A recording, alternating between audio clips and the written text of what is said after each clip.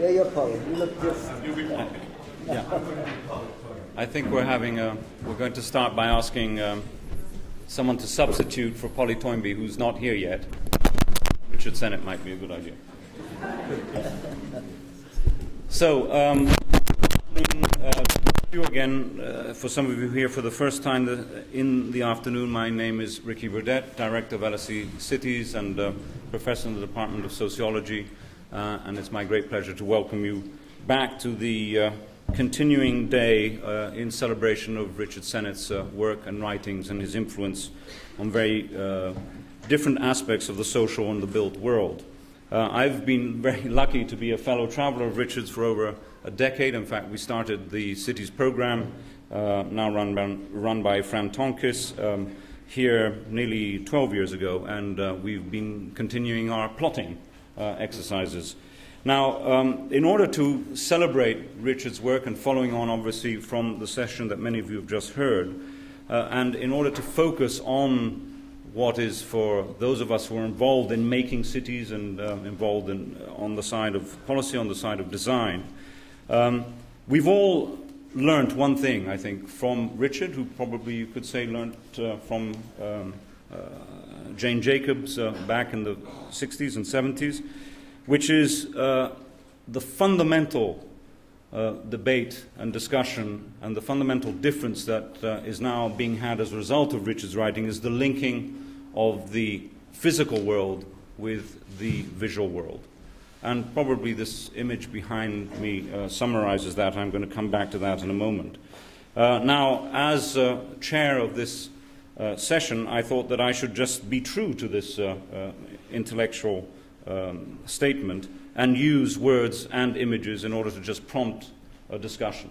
I'm not going to give a talk at all. There are those who are much better placed than me to respond to these themes, but I thought that I would actually use this very, very simple device of putting up a quote by Richard.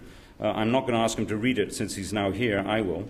And some images to provoke a discussion around really four themes which many of us here think have been very significant in the writings of Richard over time. And the panelists that we have, I think, are absolutely apt to discuss them. And this is the implications of his thoughts on the making of a democratic city, the making of a diverse city, the making of the tactile city, what's it actually feel like, and the interesting concept of the making of the incomplete city, something which is ongoing.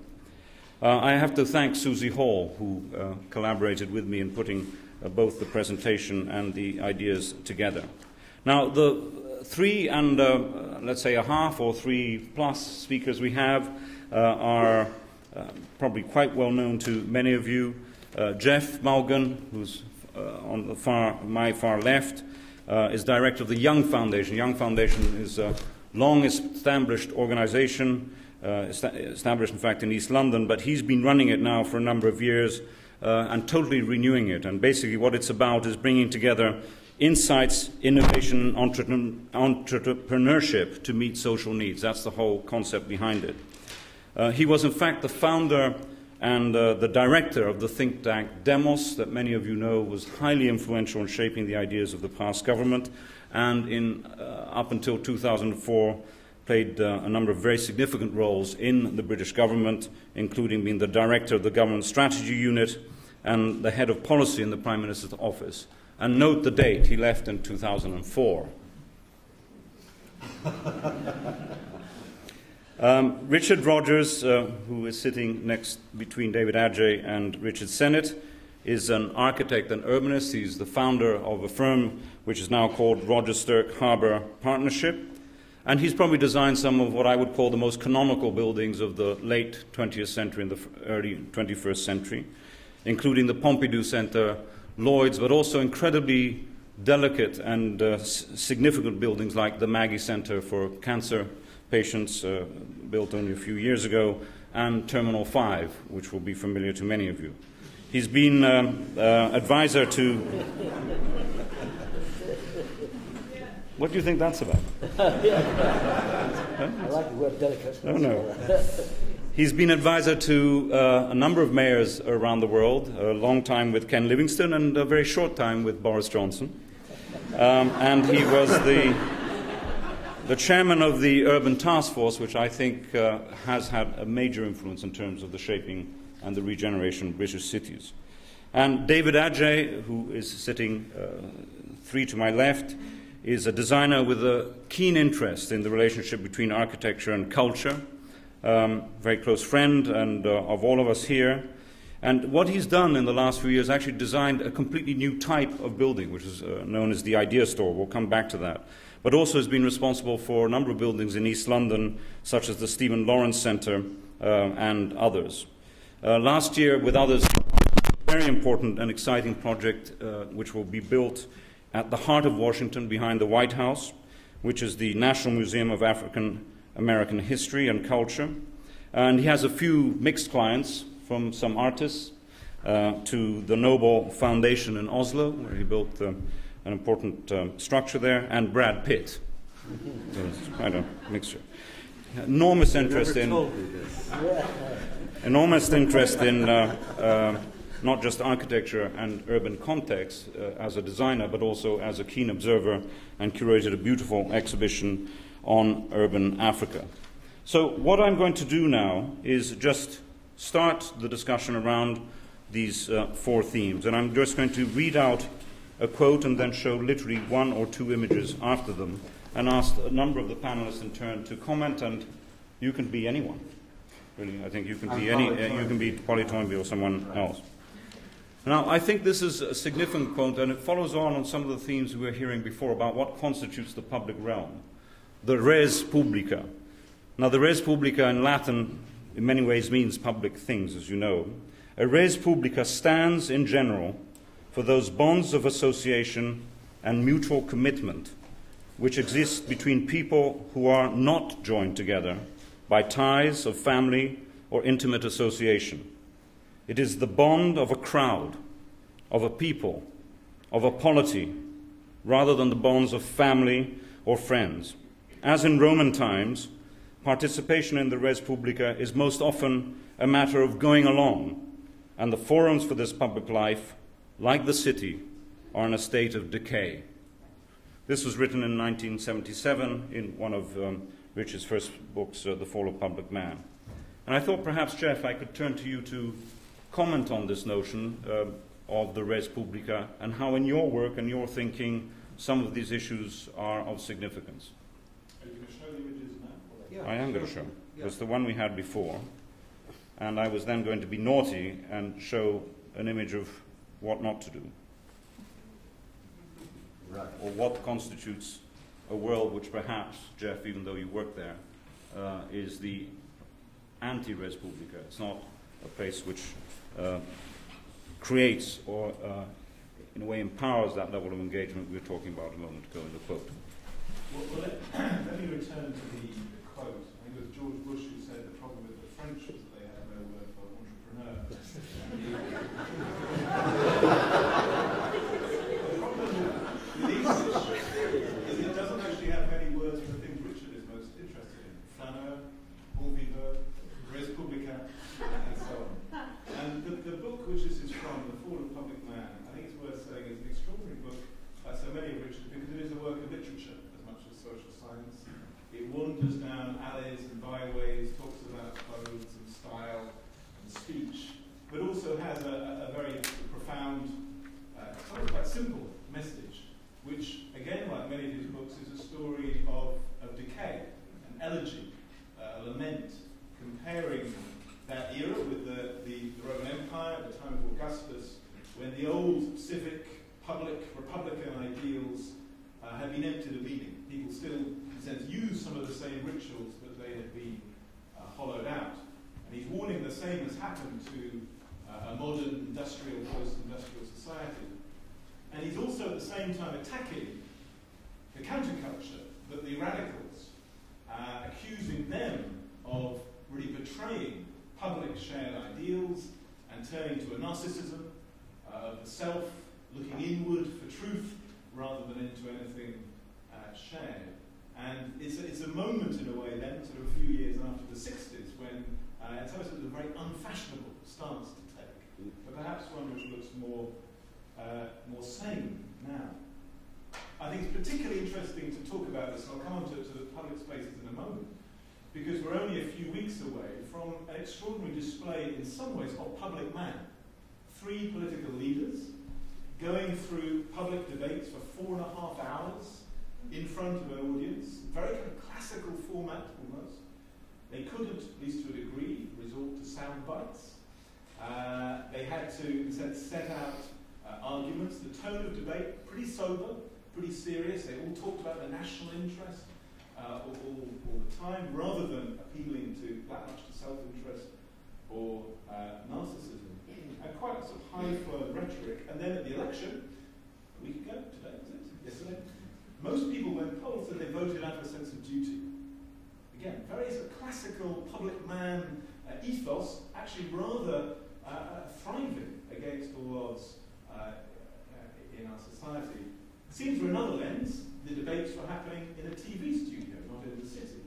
The audience were instructed to remain silent all the way through and weren't allowed any interaction with the politicians. So was this a simulation of republic, or was it actually its revival? Now, in The Fall of Public Man, Richard talks about a space only a few hundred metres north of here, the Brunswick Centre, as really the epitome then of places like Canary Wharf, which appeared to be public spaces, but in fact all people were doing was walking from one soulless shop to another soulless shop. And again, they were sort of simulations of publicness, but without any of the spirit, the soul, the meaning, the interaction of, as it were, the classical ideals. And in your account, this is a story of decay in which Canary Wharf makes total sense, and perhaps a Rome which ends up with Silvio Berlusconi makes perfect sense as the story of decline, decay, and what starts off being real and meaningful, ending up as a simulation that's in fact hollowed out. But I think what's always fascinating about Richard's work is the sort of paradoxes and the ambiguities in them. There's nearly always a spirit of melancholy and lament and loss, corrosion of character, injuries of class, and so on. And yet, as you can see, he's a very optimistic man. He smiles all the time, radiates a sort of positivity. There's a paradox too in the descriptions of city life in all of these books. On the one hand, the city is where you come to be liberated, to find yourself, to realise your identities, even though, or perhaps even because, the city is where you are anonymous, alienated, and in some other respects, crushed. And he tells in many of his books of people losing a grasp of their own lives, the narratives of their lives, their meanings, partly because of the dynamics of capitalism and all the many ways in which prosperity takes with one hand even as it's giving you with the other hand. And yet he also talks of people as competent interpreters of their own lives. Now I think what links those is really profound empathy, or an attempt to empathise with really the human condition, which makes them, as we were hearing before, a very good listener and good at following the details, as I said, wandering violence. I just want to end with two questions which are really posed by Canary Wharf, Rome, and The Fall of Public Man. And the first is a question which really relates this bit of Richard's work to the more recent work of The Craftsman. And Bruno Latour sort of alluded to this before the break. Is The Fall of Public Man about the loss of the spaces of public deliberation, the physical spaces of the city, perhaps the public sphere, the media, parliaments and so on? Or is it also actually a decay of the skills of being a citizen, of being a public leader? Do you need 10,000 hours to be a mayor, to be a really good, in a sense, embodiment of publicness? Or can anyone do it? Is it another field where expertise no longer matters? And the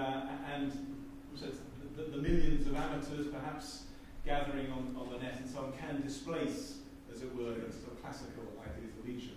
I like us to come back to that because one of the odd things I do in my organisations and Canary Wharf, we often run training programmes for young leaders of all kinds from right across East London, trying in fact not 10,000 hours but to build up the skills of engagement, of publicness, because we think without those everything else doesn't really work. And then there's a second question again, is this story of decay and decline correct or plausible?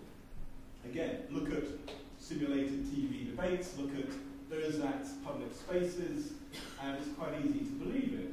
But if, again, you look at this area, which I know very well because my organisation is based there, in the borough of Tower Hamlets, Canary Wharf may be quite cut off, but there's an extraordinary vibrancy of public activity. In the last few years, there's been an election not just for young mayor, with double the turnout of the local council elections.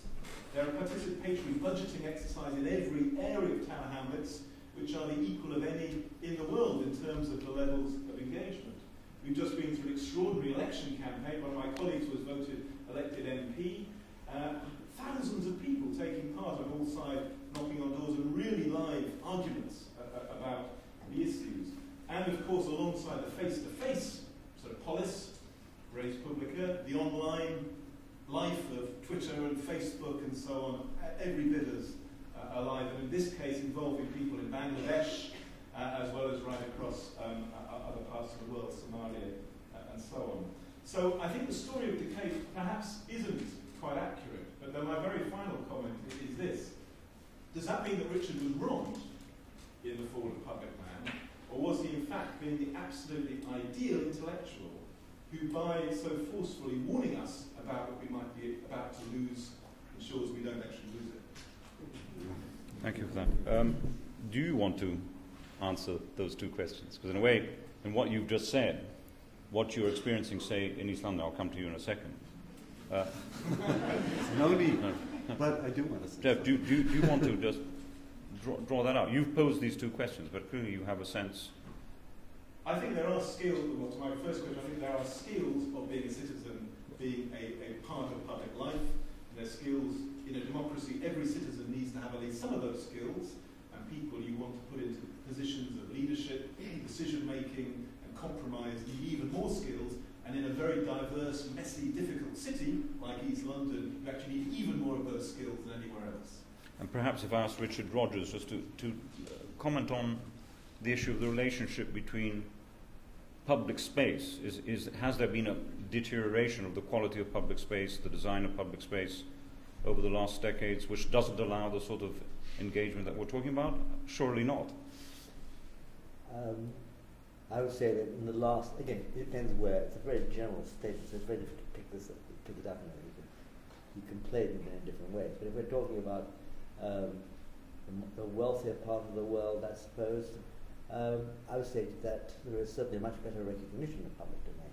The concept that the car can actually be squeezed. I remember well Pompidou, when we first arrived in Paris, making that statement that Paris must make way for the car.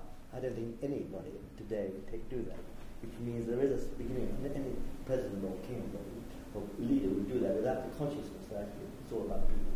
So I think in one sense, I'm well optimistic. David? I think that there is a kind of I think Richard's right in terms of sort of looking at it in terms of kind of relationship. Can you hear? No, we can't. Yeah. I think Richard's right in terms of the relationship to the car. But there's also another thing which is also of concern, that public space becomes a kind of ornament almost in the city. That it almost just becomes a kind of visual ornament and sort of becomes vacuous of its sort of intent, and that becomes. I'm not sure how to kind of critique that in the sense of understanding how contemporary kind of relates with that and works with that in terms of the kind of evolution of the technologies and the way we kind of use the city. But in a way, there's a desperate sort of as it were, isolation, an isolation that occurs from the artifice of the city, I can say that, which I think becomes something that's worth discussing. Well, first I want to thank the three of you for coming. Two of my favorite architects, and my long-standing interlocutor and friend. Maybe it's worth reflecting on what we mean by democratic in this context. You can think about democratic as a purely political process, whether people get to determine the character of spaces in which they're in. Can you hear me? All right? Yeah, fine. No?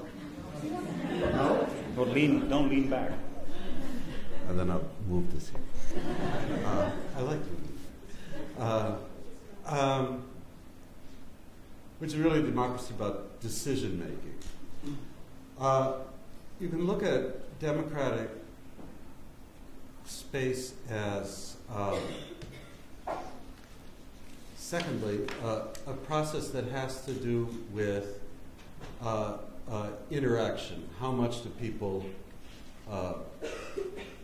relate to one another? How much do they talk on the street, notice each other, and so on? Which is not a political process. And a third dimension of it is really the democracy defined by the notion of skill that you have, of people that feel that they're competent in a complex environment, which is a rather more elusive notion of democracy. That is, that you are adequate to deal with complexity in your environment, that you have the skills to relate to other people. And the difference between the second and the third is that the second can be very indiscriminate. People shouting at each other, interacting. People taking knives to each other are interacting. We wouldn't quite call that democratic, but it is participatory. In my view, this third view of democratic, of what we mean by democracy, which, by the way, was the old Aristotelian notion of democracy. That is, that somebody who is competent to appear in public. That's what Aristotle meant by a democratic person. And a democratic city is one in which people are competent to appear in public. Has a very specific relationship to build form. When I look at the contrast between these two photographs, and particularly when I look down here at the Pantheon and the area around it, contrasted to Canary Wharf, I would say that the difference between the two of them is that the built form in the first leaves ambiguous whole zones around the Pantheon. I'll show you exactly where they are. It's quite interesting. It's these spaces, which when the Pantheon was built by Hadrian, thank you very much. This is so polite, these Italians. Come on, quick. These were spaces people didn't know how to use. They knew how to go into this temple and pray, but they didn't know what to do when they got through praying. And it developed this became an informal market. And it became a space in which Romans developed a whole new set of rituals in a space which was undetermined by power, in which there was no functional element to it. It was, in Aristotle's sense, a more democratic space. The people had to learn how to use it. They had to learn how to be competent in the space. If you go to Canary Wharf, now I may be wrong, Jeff, but when I look at this big semi-circular building, or the layout of these other very large spaces, they're so predetermined that the idea of learning how to become competent in that space, how to negotiate it, your relations with others, is precluded. To me, they're undemocratic because they're overdetermined. And they're removing agency by providing precision. Jeff, on this point, and then we'll move on. First of all, Canary Wharf was built by bypassing democracy. All of this happened by a government deciding we will actually essentially sideline all local democratic structures and just do it. And that was, in sense, built into its DNA. People then reacted. Just a little bit along there is where in 1994 they elected a BNP councillor in a reaction in some ways both against the overdetermined planners but also against a whole series of other things which were happening. I find there's still a largely dead space, as you described. And we next week open a part of a building there to run various programs. So I'm living here. The time which is the exception, interestingly, some of you may have been there, is the marathon. The marathon in Canary Wharf is completely transforms its field, as the whole area is covered with people, some running, obviously, but mostly just kind of milling about and doing things and taking it over. And in an ideal world, it would have been built more deliberately incomplete in all sorts of respect and allowed events like the marathon to help define how to evolve into a really owned space. But I don't think that really occurred to the people having it. I think what I'd like to do is to take this discussion a little bit further in a way to another step, which relates very much to this issue of democratic space and how it can accommodate difference. And in Flesh and Stone in 1996, Richard talked about the diverse city, making a very, very detailed comment, and I think it's useful to just read it out, about the village in New York City, in Manhattan. I don't have an image of it, but I have an image of London, which I'll show in a second. But I think we all know what we might be seeing. But hear what Richard says. Yet one's eye often provides misleading social information about diversity. Jane Jacobs saw people in the village so tightly packed together that they seemed to have fused. On MacDougall Street, though, the tourist action consists mostly of people looking at one another. The Italians occupy the space above the street-level shops, talking to their neighbors in opposite buildings as though there were nobody there, below. Hispanics, Jews, and Koreans interweave along Second Avenue. But to walk down Second Avenue is to pass through the ethnic palimpsest in which each group keeps neatly to its turf. Difference and indifference coexist in the life of the village. The sheer fact of diversity does not prompt people to interact. Now, the two images that might prompt a discussion, and Richard, I might come to you about this, Jeff, is a view of Brick Lane, very much representing a sort of perhaps slightly stylized image of what diversity means in London today. Something like 90% of the population that has moved into this country in the last 10 years is born outside, not London, outside the UK. So that's a reality that we're looking at. But this is a completely different image of how to accommodate diversity. You freeze it in stone. You actually design around it. What this is a view of a favelas in São Paulo on the left-hand side, without much water or sewage or infrastructure, very poor. And on the right, an apartment block where the people are so wealthy that they have swimming pools on each terrace. So this is a condition which is actually incredibly familiar, unfortunately, as we have circled the world. So I think this issue, as described by Richard in the village, is clearly not possible here, and might be possible there. David, would you like to comment on this, and then Jeff? I think it's always interesting to me, this notion of diversity, the sort of the coming together of different groups into the body of the city, and really there is this idea that somehow by kind of this kind of agglomerating of these different groups, there's some notion of cohesiveness, but in a way there is something which is, I mean, this Jane Jacobs discussion about Dougall Street, which I know quite well now, in its new incarnation. But this idea that somehow inherent in these things, something that she points to, is this notion that actually the production of space in these areas is born out of a kind of conflict in a way, or the making of a boundary. And the boundary, in a way, somehow seems to be the kind of producer of a sort of a way in which the spaces are somehow kind of sort of augmenting or sort of forming the kind of notion of the city. In a way, the kind of the entropy of that is the somehow image. So there is this kind of really kind of inherent, for me, violence, but also incredible fascination with the way in which the idea of the kind of cosmopolitan city, the city that's put together, is this kind of sort of production from this very kind of actually distrustful position.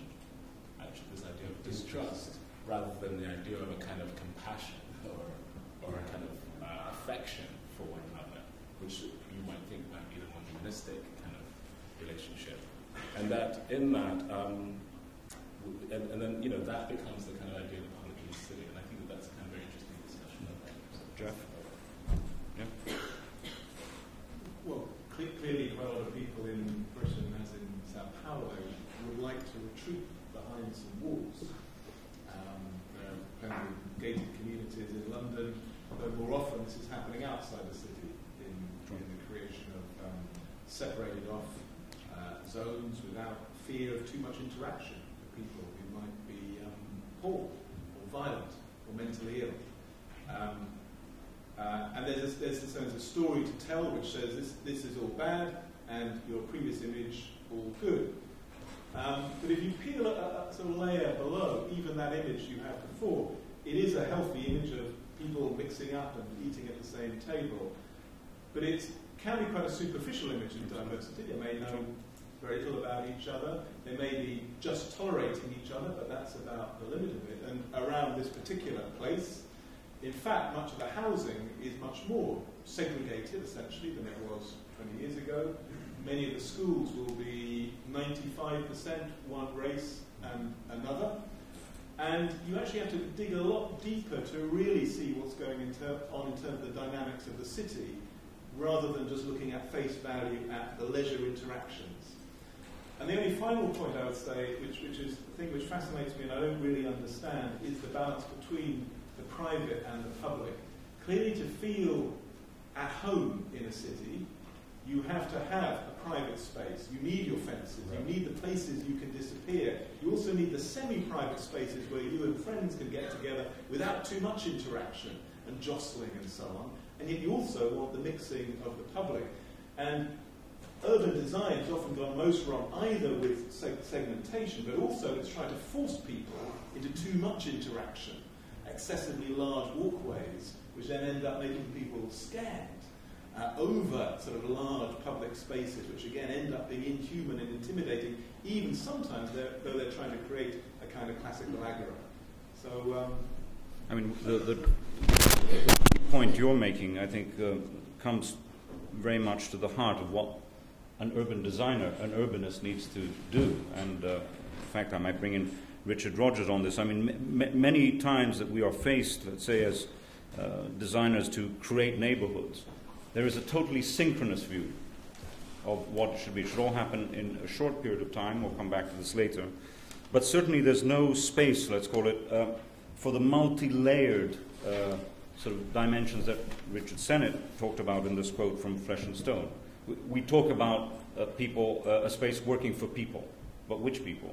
Young, old, and as you've described, in the village, there are at least 4 or 5 different cultural constituencies that use the space in a completely different way. They actually see the space in a different way. If it were photographed by one of these different ethnic communities, you'd have 5 different photographs, probably, of what the street actually was like. But Richard, as a designer, as an urban designer, how do you deal with this issue of diversity? I'd like to go one step first and back. I mean, I don't think, we must be careful that we're not over-romanticized. I thought just point was well taken. As far as some power, neither work. I mean, it might be charming to have lots of people overlapping, but I know I don't want to do that in those slums. So we've got a problem, and there's a slight danger of things. That's really what we want. A nice feeling where, of course, you're organized, so that's a side. Sorry. Yeah. I'll do it a bit better. Okay. I'm saying that neither work, that neither in São Paulo, neither the highly wealthy parts, which are totally separated, or the killing fields, which is what basically the slums are. This is a social problem, and social problem is deeply rooted in the appalling inability of wealth distribution. And that, to me, is a much more serious problem in Canary Wharf in many ways, where we're back to this fact, which is why we've got the BNP there, is that you have a pocket of wealth and a tremendous area of amazing poverty. Some of the poorest parts of Western Europe are right on the edge of Canary Wharf. Going back just for a step further, I think and the concept of being over-romantic. London, in my opinion, has never been better, certainly during my life. There's no comparison with London to what it was even 15 years ago. And you just need to, I mean, I just saw a very beautiful film about London, I've forgotten its name, about 1983. I thought I was in East Berlin during the sort of the communist era. You realize the move, the change, the use of the sidewalk, the use of the bars, the use of people actually talking to each other. A lot of it, of course, is to do with that, the ethnic mix which has grown. And this has changed this, especially, and London is the easier one to talk, has changed it for the better, without any doubt. I think there's very little doubt in my mind that the Industrial Revolution was absolutely anti-city. Anybody who could get out. I keep on quoting the usual, a worker in 1841, he managed to London, life expectancy was 17. Of course everybody got out. I mean, who wouldn't? So we mustn't be too romantic about this. The city of the night. Ditto, the car city. There's no question of the erosion of the city, just as it was about perhaps to pick up a bit in the 20th century, was then given another great hit by the vehicle. Not just because, obviously, which is a critical problem about climate change, but of course because, again, it's nothing about, I mean, the city has this one constant thing. It's about the meeting of people, exchange of goods, exchange of ideas. So in that sense, I do think London has never been better, and I do think there's a revival of numerous cities. People are moving back. The compact city is coming together. I think in those terms, immediately start to talk about the compact city, a greater density of people, which doesn't mean taller buildings, it means greater density. The use of empty spaces, the creation of the right scale of public space. I agree again that large spaces are as dangerous as no space often enough. All this is, at least it's all now beginning to come out, the concept that the city has a role in its public domain. And I think in that sense architects are more conscious of it. Again, it depends very much what is the political organization and how possible it is. But as you can see, I'm going to be playing the optimistic person here. Richard, Richard Sennett, I mean, if you just reading that quote, difference and indifference coexist in the life of the village in New York. Do you see that in London? Yes, absolutely. What is your view, by the way? I think you are the chief planner of the Olympics. What's your view? I think the fact that one is trying to create an instant city as a result of an event in 2012 is highly problematic from this point of view.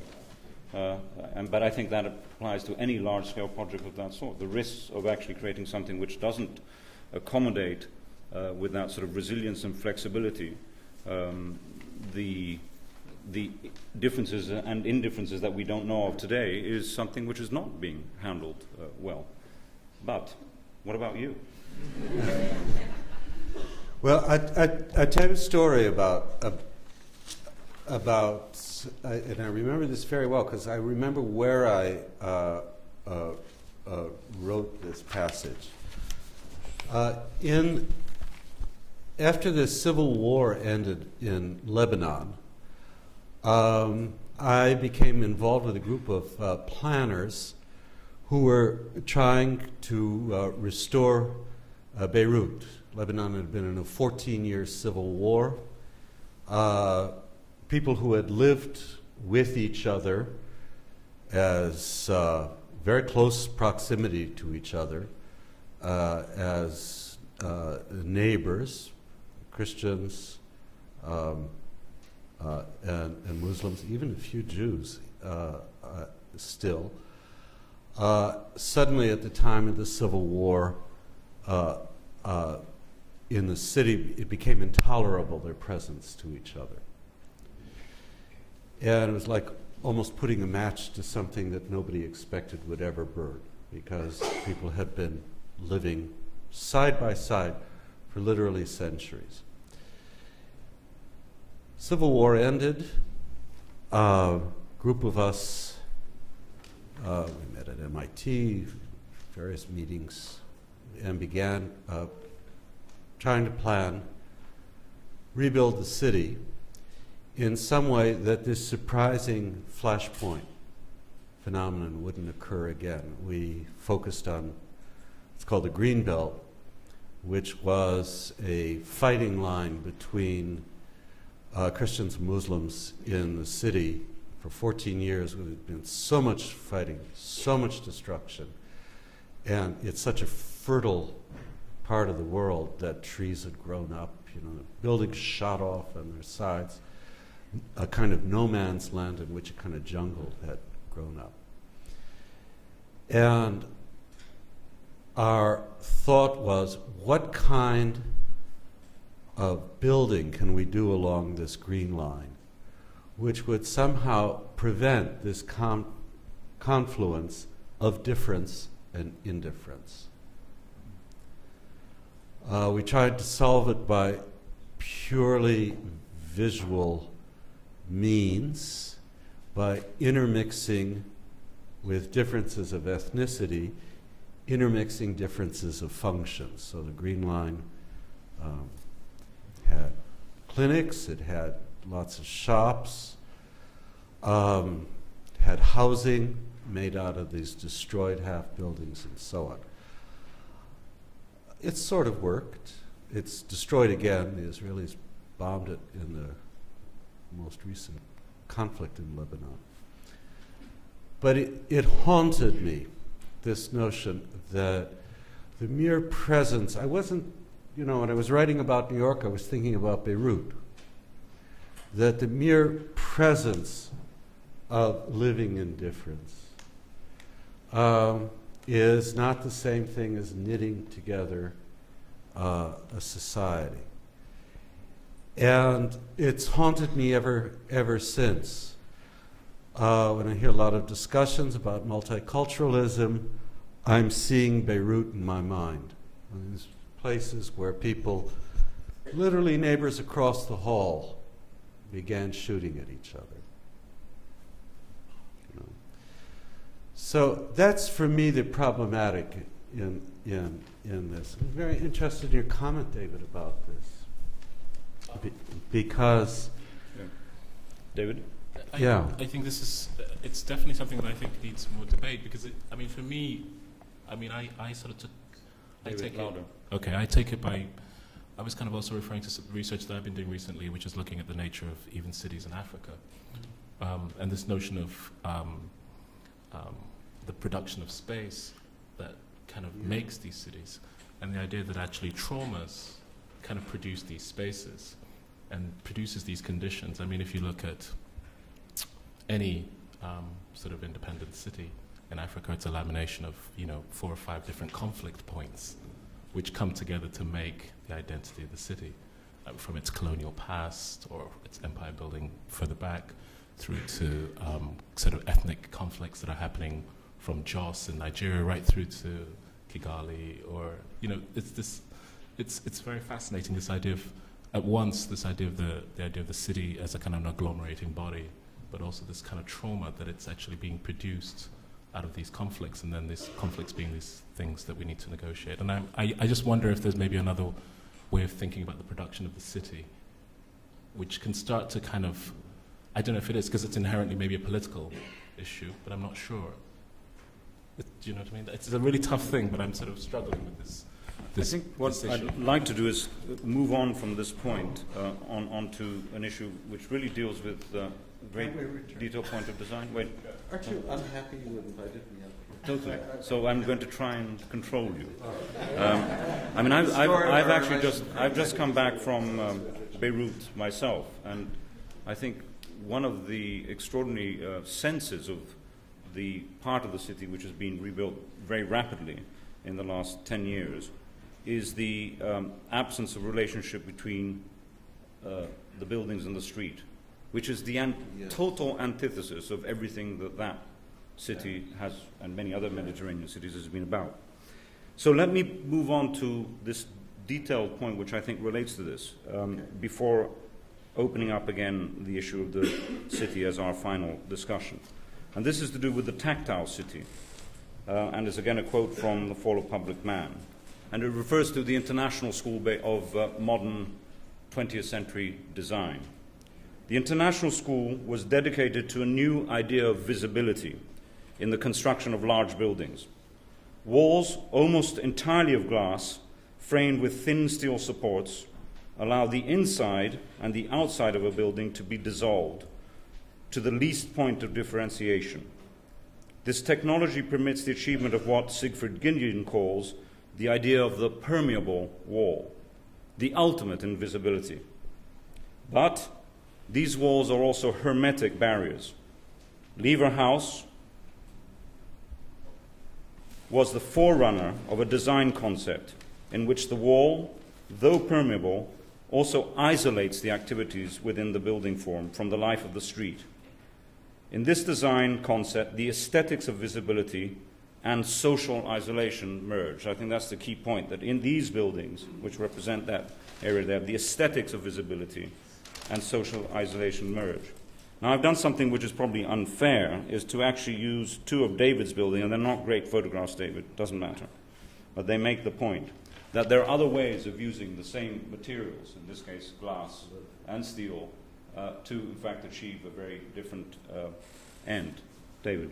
Okay, I'll just, with that quote, it's a bit weird to use my work, but in a way, actually, Richard is a kind of, your work is a kind of point in which these works are somehow formulated, because there are four key things in trying to do this work that I was trying to address with this notion of glass. One, that glass isn't a material which somehow seamlessly connects us to nature in the way that it's believed in the sort of high point of these buildings, that somehow the wall is dissolved and we're connected back to nature, and we're absolutely in it. We are isolated from it. It is an opaque material, because it's, as we know, as glass becomes more and more pure, we realize that actually the glass of the 20s is actually extremely opaque to us.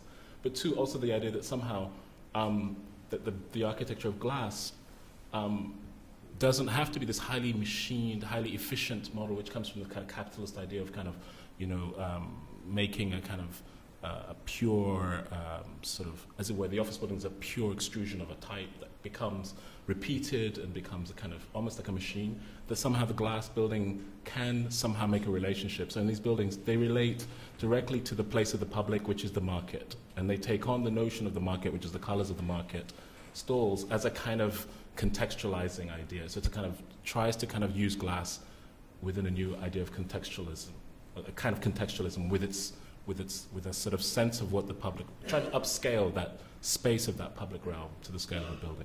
Whether it succeeds or not is another story, but that's one discussion which is directly related to that.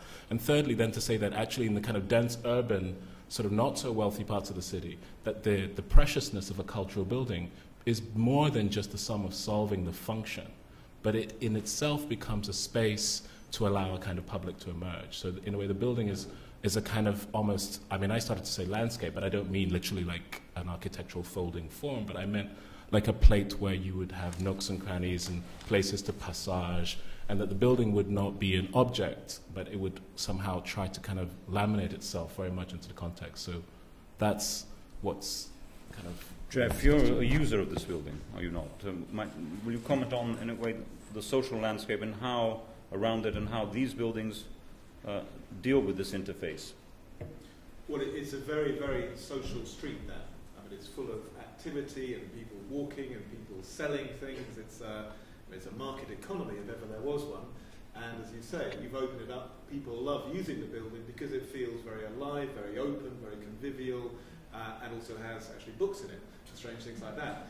I mean, there is a... Despite the strange name, right? Idea store. I mean, there is a very different idea of the library, which is the inner sanctum.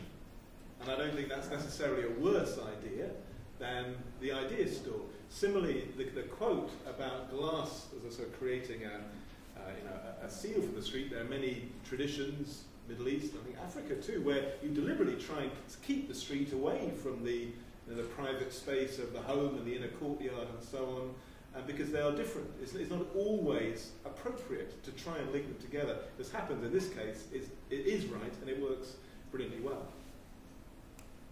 Richard, do you Yep.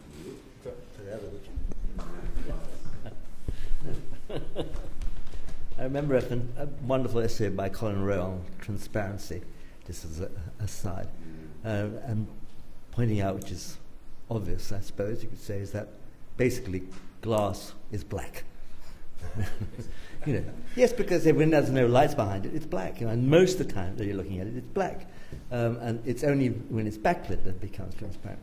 But still, of course, glass gives you fantastic opportunities because you can play with that transparency. But perhaps the more interesting part of that essay, if I remember rightly, was very much about that concept of shadow being transparency. In other words, when you play with shadow, which can be Greek columns, if you like, but the gap between those things, the gap between the solids, is another form of transparency, and often a more inviting form of transparency. So that sort of juxtaposition, that dialogue between the light and shadow and glass. And I think there is a danger of seeing glass as being always transparent. Certainly, I do find glass is a mildly difficult material, but it's also at the same time it's a fantastic material. I think it's all about street activities. You've got it here. I think it's wonderful to have those street activities, and therefore it becomes transparent both visually and you can enter into that place to act. I think it's very good. On the point of street activity, Richard Sennett, one of the things I will always remember reading early on was your story of the invention of plate glass and the effect that that had on cafe society and everything that sort of followed on from that. Would you remind us about that? Well, it is a wonderful story. I must say, I think I'm probably the only social philosopher who's ever obsessed about glass as a physical medium. And so it is an obsession, so you have to forgive me about this.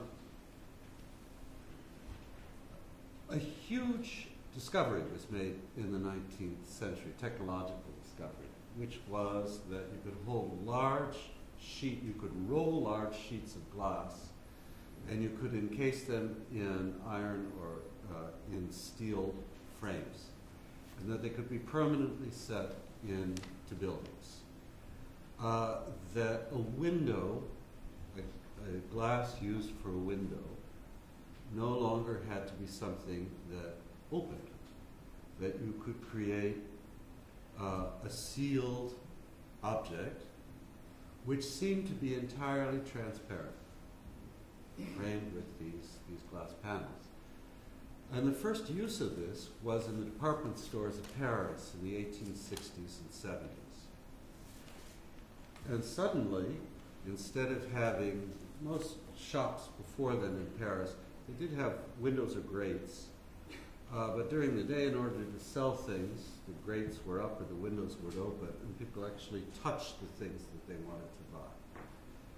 Now, you had behind glass the objects that people could consume, which were perfectly apparent to them, but to which they lost a physical relationship.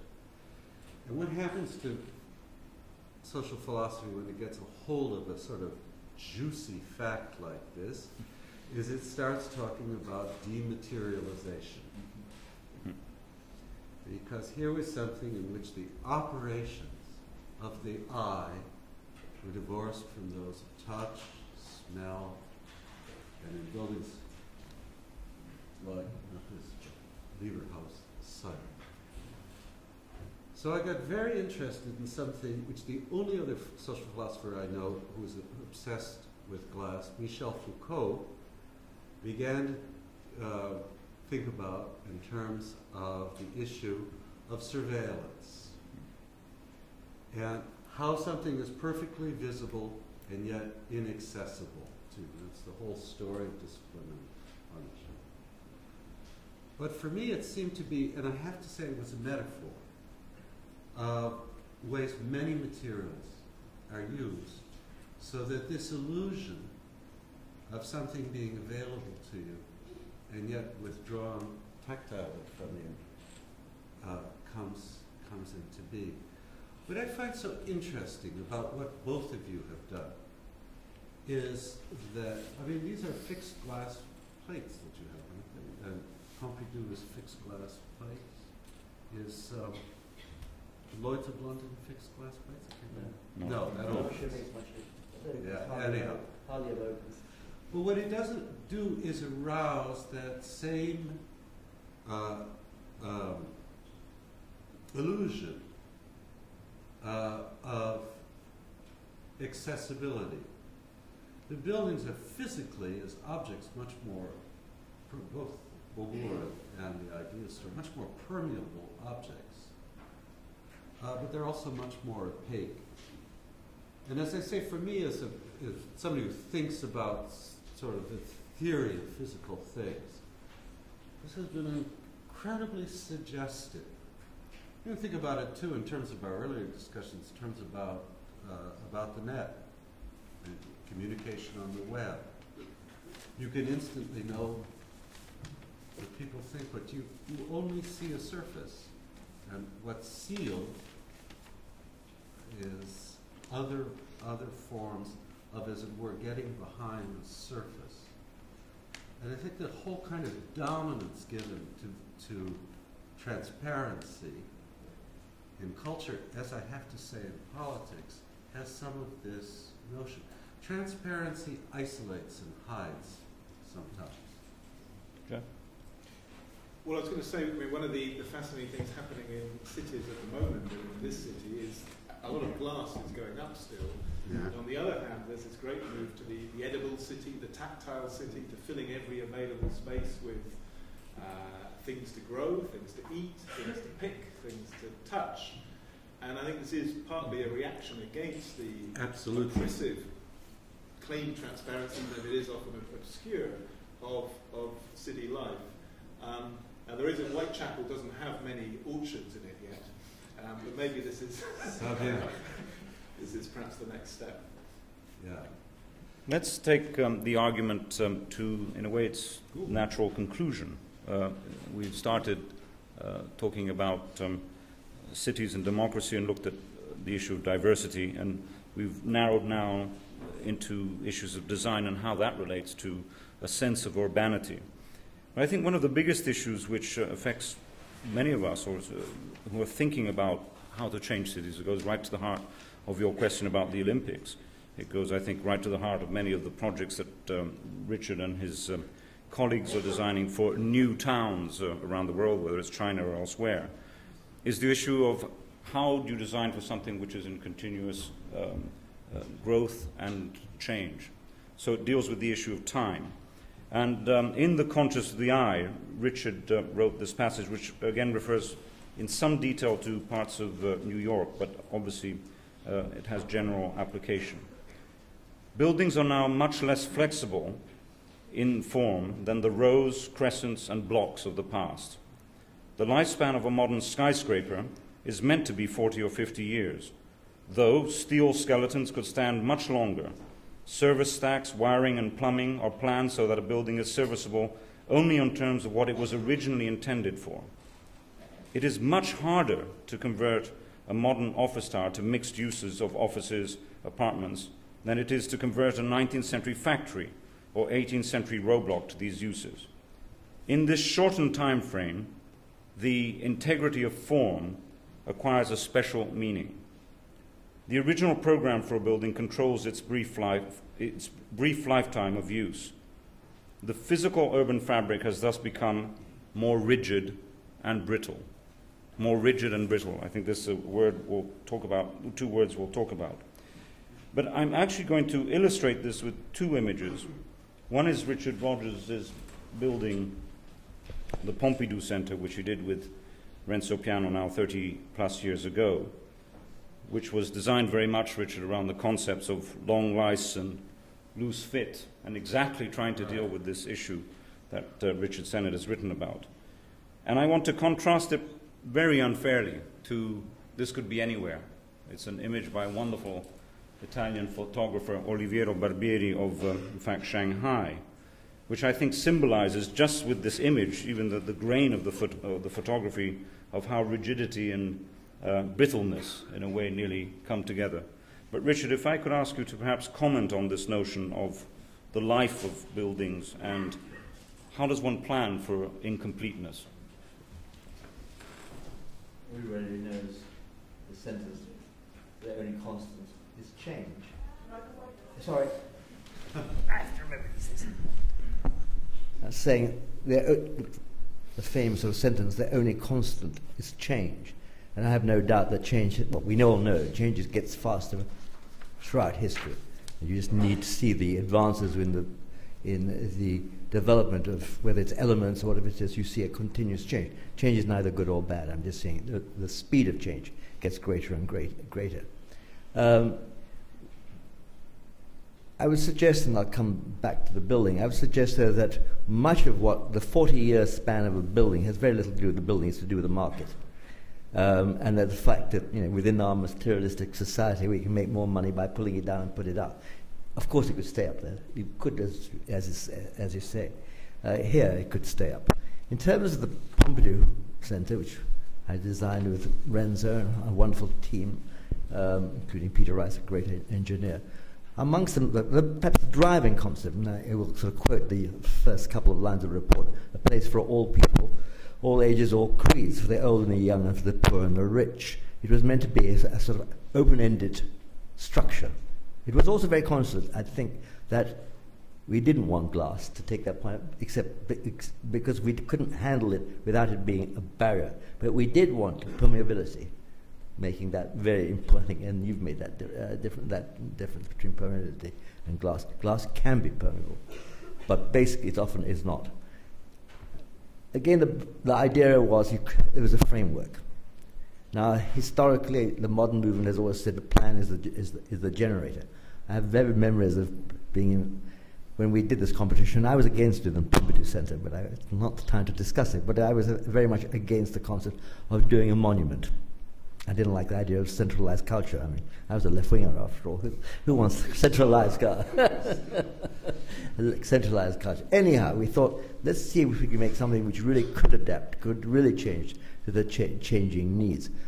When Philip Johnson, who was, I suppose, the senior juror, came over once, and he came to the office and said, I want to see the plans. I said, there are no plans. And he said, it's impossible. And I said, there's a section, but there is no plans, because everything changes. And obviously on plan, everything's changing. You can have your library where it is, you can have wherever you want, you can have your music wherever you want within acoustic limitations, you can have your museum and so on, offices, etc. So I very much the concept of I believe in change. We separated, and I often used a diagram which looked at the the longevity of different parts. And we said, streets, a couple of thousand years, yeah, there are lots of the streets still. I'm just about to go off to Syria. Well, you go to Damascus, there are quite clearly streets, including a street called Straight, which are some thousands of years. There is that. But as you move it up the hierarchy or down the hierarchy, that you start to get things changing faster and faster. Again, as is stated in this paragraph, the main limitation to modern change is its mechanical services. And that is really, mechanical services is just like an engine of a car. It has a very limited life. What's limited? Depends whether you're doing Rolls-Royce, but we don't do Rolls-Royces, so there's limited life. So we said, okay, we'll take those services out. You can get to them, you can change them, you can adapt them, and they're the ones that are going to change as the activities will change. So if it becomes a university, and we went through this sort of thing, or if it becomes an office building, you won't need that much of those mechanical services, or you may need more of those mechanical services. This is even more consistent with Lloyd's. Lloyd's of London, the basic brief was we've changed buildings 4 times in 50 years. We're not in the business of building. We want a building that will work in the next century. Well, we made that next century just about. But the concept, the idea was, well, if it may change again. The word came a university. Certainly, it wasn't going to be. It was unlikely to be a marketplace in the way that the Lloyd's used to be. So change is built in. You can do certain things to separate the parts, so that the parts which have short life can be got at. Of all the things that the Pompidou deals with, and in my opinion, the part that it deals with most successfully is the continuity of the public domain. I am passionate about the concept that you can't deal with the public domain on 2 dimensions. You have to look at it continuously in 3 dimensions. Here the idea was the piazza would continue up the facade. There would be what was then termed streets in the air. The escalators would be the enjoyment of moving through space. The elevators would be exactly the same. But most important of all, there would be terraces and transparency and so on. The building actually was more transparent than what you see. It was actually about 50% higher than what you see. It was already pretty high. until we arrived in Paris, and they said, forget it, you can't have a building. The fireman came out and said the tallest public building in Paris cannot be taller than the longest fire ladder, which is fascinating. And so that's the height. Established the top floor of Pompidou, the wooden floor, the metal ladder. So the only point I want to say is these are sort of abstract things that change the building, and you are continuous. So Pompidou certainly changed a lot. I mean, for instance, when we started with the Pompidou Center, books were the popular thing. By the time we'd finished it, really everything was read online. There was electronics had taken place. Art of the early, or the sort of second, I'm going to call it early 20th century, was completely changed in the second half of the 20th century. So all those things were adapted and changed. Some departments collapsed, some departments flourished, and so on. So in that sense, I think it has worked. And the public space, the piazza, certainly is probably the most successful part of the public piazza. And the fact that people wanted to watch people, that's what we really live in cities for. I love watching people. So the idea was people could look up onto the facade and see people going across it, and even more important, people from the facade could look down to the piazza and across. Richard, Paris. but can I just ask, and then David to follow, do you think today you can apply those principles of flexibility, resilience, which you feel have worked, to town planning? Yes, I think, and I don't see any reason why not. I mean, the complexity of the most difficult building to design is an office building. The problem is that the developer always thinks he's got the perfect answer, and that is the successful office he finished last week or last month. Yeah. Therefore, you're fixed with that building, and that is the most difficult thing to do. David? I'll just pick up on that with Richard. I mean, I think that the huge difficulty with building at the moment is that really, as we kind of develop sort of other sort of associates that work with us, the notion of efficiency and of kind of pulling as much as we can out of what we're building, which then kind of forces us to focus on kind of delivering very precisely exactly which is written in that what I call the briefing document of our project becomes really, I think, for me, the kind of stranglehold on architecture right now, to deliver exactly what's been kind of priced, measured, and laid out. And that actually the kind of joy that an architectural project can pull out of a place, the kind of relationships and connections that can come out from a kind of thorough analysis of the place, not beyond just the kind of economics of building, has become kind of part of the kind of difficulty of urbanism, I think, and also architecture. But I think that, sort of just finishing with that, there is a kind of opportunity to kind of look at building, especially now that we live in an age where energy and building is no longer just a kind of zero-sum game, that it actually becomes something that we do have to think about much more carefully. That actually I think that there is a kind of opportunity to think about the building of cities and the building of buildings much more. Yeah, I mean, I think this is well, this is it's definitely the end game of a certain kind of model of plentiful in the world and going on endlessly. But we can't Jeff, have that. on this point? I work at the Foundation in East End. We have two buildings built in 1690, one building built in 1970. The two old ones are, in fact, much more usable than the new one, and there happen to be two organisations working on ageing issues who are in the 1970 building, who comment as they complain about aspects of it that we are the first generation where human life expectancy is significantly longer than building life expectancy. And that does transform our view of cities. But I just want to follow up what David said, because I think there's a really important, much more generic design principle here, which applies as much to political constitutions and universities and buildings, Exactly.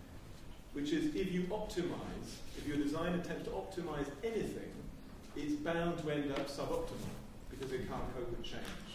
And the alternative, which is sometimes difficult in buildings and in planning, is you have to build in incompleteness, to use Richard's words, in the sense leeway and capacities to learn and adapt. And this is a design principle which is forgotten again and again in almost every sphere of life. Now, as many as you know in this room, this session is sandwiched in between Tony Giddens and the Archbishop of Canterbury. So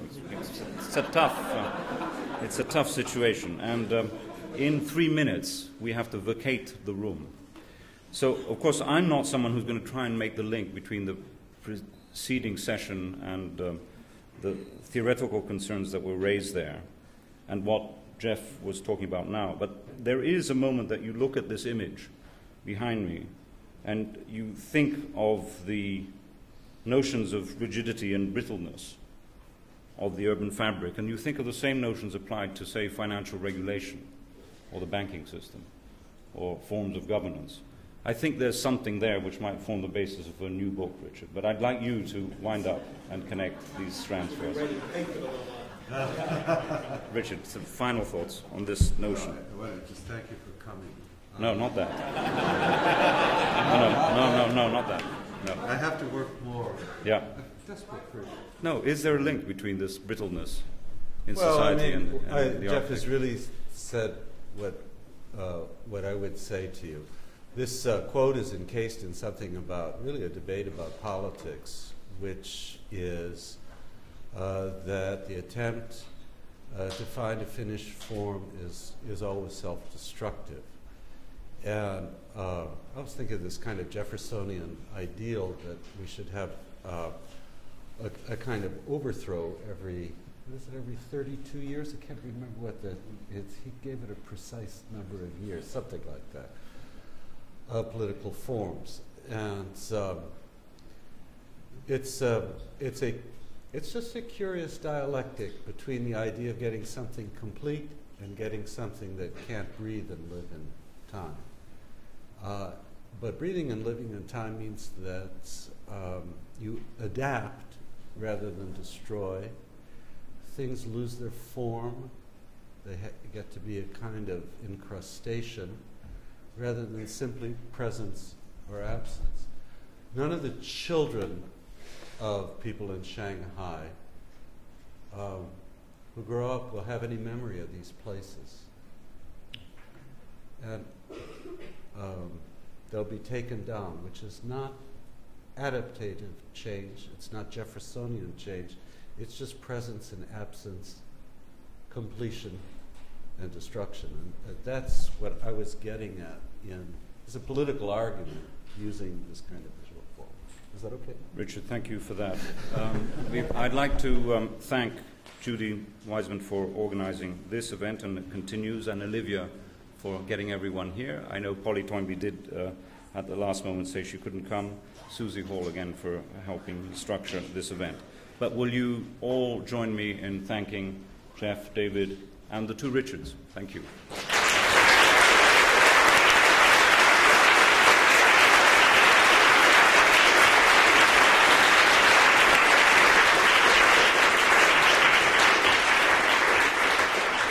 And don't try to stay here. Doesn't work. You've got to get out and drink. You've got to go out.